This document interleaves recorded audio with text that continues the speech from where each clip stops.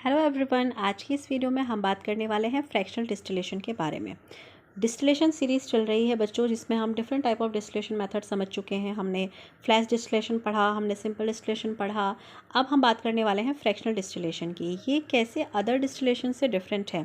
अगर हम simple distillation को देखें तो वहाँ पर क्या होता था, बॉइलिंग पॉइंट का डिफरेंस काफ़ी अच्छा खासा होता था दो लिक्विड्स का। लेकिन आपके पास हमेशा ऐसा केस नहीं होता। फॉर एग्जाम्पल, आपके पास एक है एसीटोन और एक है आपके पास मिथाइल अल्कोहल CH3OH। आप अगर एसीटोन का बॉइलिंग पॉइंट देखेंगे तो 328 के है और इसका आपका 338 के है। अब दोनों का बॉइलिंग पॉइंट देखिए काफ़ी क्लोज है ना। तो यानी कि इतने क्लोज बॉइलिंग पॉइंट के डिफरेंस होने पर क्या होगा, आपको दोनों कंपोनेंट्स अच्छे से सेपरेट होकर नहीं मिलेंगे। यहाँ पे सेपरेशन डिनाई हो जाएगा, बिकॉज जब तक आपका 328 बॉइलिंग पॉइंट वाला लिक्विड एसीटोन वेपराइज होगा तब उसके पीछे पीछे से आपका टेम्परेचर 338 पहुंचने में कितना टाइम लगेगा। बाय दैट टाइम आपका कंप्लीट सेपरेशन हो पाता है एसीटोन का, मिथाइल अल्कोहल की वेपर्स भी आपका आनी शुरू हो जाएंगी। तो यहाँ पर सिंपल डिस्टिलेशन फेल हो जाता है। तो अब हम क्या करते हैं, जब हमारे पास ऐसे लिक्विड्स होते हैं जिनके बॉइलिंग पॉइंट्स काफ़ी क्लोज होते हैं, सो उन लिक्विड को आप सेपरेट कर सकते हैं with the help of fractional distillation. तो चलिए वीडियो को एंड तक देखिएगा। आप इस वीडियो के थ्रू आप समझ पाएंगे कि फ्रैक्शनल डिस्टिलेशन कैसे वर्क करता है, कहाँ इसका इस्तेमाल करते हैं और इसकी असेंबली कैसे सेट की जाती है। तो चलिए सबसे पहले हम बात कर लेते हैं, हम इसका इंट्रोडक्शन देखते हैं। Separation of liquids having very close boiling point that is less than 10 K और so can be separated by fractional distillation. यानी कि जिन लिक्विड कंपोनेंट्स के बॉइलिंग पॉइंट में 10 केल्विन से कम का डिफरेंस या इसके आसपास का डिफरेंस हो, यानी कि काफ़ी क्लोज बॉइलिंग पॉइंट्स हो, तो उन लिक्विड्स को आप सेपरेट करने के लिए फ्रैक्शनल डिस्टिलेशन मेथड का यूज़ करते हैं। इस मेथड में हम करते क्या है, इस मेथड में आपका रिपीटेडली आपका डिस्टिलेशन और कंडेंसेशन इन्वॉल्व रहता है और साथ ही आप एक फ्रैक्शनेटिंग कॉलम भी यूज़ करते हैं। तो चलिए अब इसके प्रिंसिपल को समझते हैं। सपोज कर लीजिए आपके पास A एंड B लिक्विड का आपके पास एक मिक्सचर था। In this liquid mixture A is more volatile than B, means to say A is having more tendency to get vaporized than B. Now in such liquid mixture, when you heat this mixture, temperature will rise slowly and the mixture will starts boiling. Now अब जब vapour boiling start होगी तो vapours बनेंगी। उस vapours में आपका जो मोर volatile liquid A था उसकी भी वेपर्स होंगी और B लिक्विड की भी वेपर्स होंगी। लेकिन आपका जो A है वो मोर वोलेटाइल है, तो आपका जो वो वेपर्स बनेंगी उसमें आपका ज़्यादा अमाउंट रहेगा आपका A लिक्विड का और बहुत ही लिटिल अमाउंट रहेगा आपका B लिक्विड का। नाउ अब क्या होगा, ये वेपर्स जो है वो आपका राइज करेंगी and they will travel up to the fractionating column. Let me show you the assembly. बच्चों ये इसकी असेंबली है। देखिए आप, ये एक आयरन का स्टैंड है। हमने यहाँ पर इन 3 क्लैंप्स की मदद से हमने सबसे पहले RBF के नीचे हमने एक स्टेन लगा रखा है ताकि आपका यूनिफॉर्म डिस्ट्रीब्यूशन हो सके। जो फ्लेम आ रही है वो आपका इस पूरे के पूरे राउंड बॉटम फ्लास्क में हीट डिस्ट्रीब्यूशन कर सके। नीचे से बुनसन बर्नम लगा रखा है और हमने RBF रख रखा है जिसमें हमने हमारा मिक्सचर ऑफ लिक्विड्स भर रखा है, जिसमें A और B दो लिक्विड्स हैं, जिसमें से A is more volatile than B। Adapter की मदद से हमने यहाँ पर एक फ्रैक्शनेटिंग कॉलम इनकॉर्पोरेट कर रखा है। बच्चों ये एक फ्रैक्शनेटिंग कॉलम है, ठीक है। फिर हमने एक कॉलम को अटैच कर रखा है अडेप्टर की मदद से इस कंडेंसर से। कंडेंसर का काम आपको पता है कूल करने का।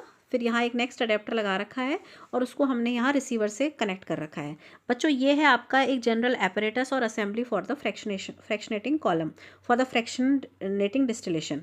अब क्या होगा, प्रोसीजर में क्या है, आपने अपना लिक्विड मिक्सचर को हीट करना स्टार्ट किया। लिक्विड मिक्सचर हीट होगा तो आपका वेपर्स बननी स्टार्ट होंगी। इन वेपर्स में आपके पास ज़्यादा अमाउंट में रहेगा आपका लिक्विड A की वेपर्स और लेस अमाउंट में रहेगी आपके पास लिक्विड B की वेपर्स।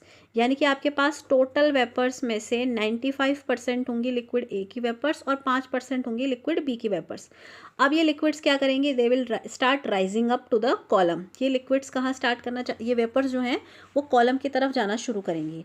अभी आप देख सकते हैं कॉलम में यहाँ पर आपको ये डिफरेंट टाइप के कॉलम इस्तेमाल किए जाते हैं। ये एक स्पेशल टाइप का कॉलम है।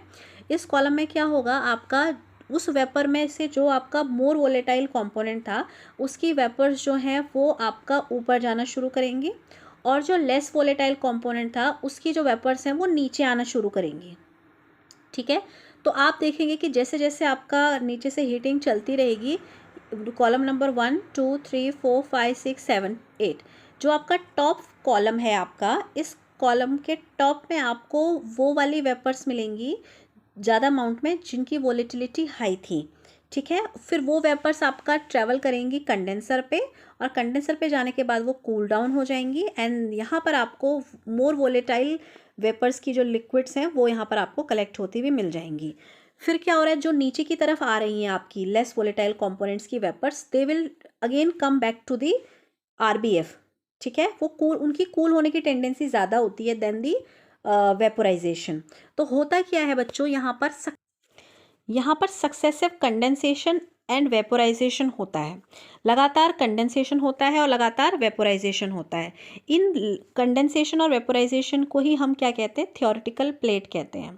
थ्योरेटिकल प्लेट का मतलब कितना कंडेंसेशन और कितना वेपोराइजेशन हो रहा है। कमर्शियली एक कॉलम के अंदर कई 100 आपकी थ्योरेटिकल प्लेट्स अवेलेबल होती हैं ताकि अच्छे से अच्छा सेपरेशन हो सके।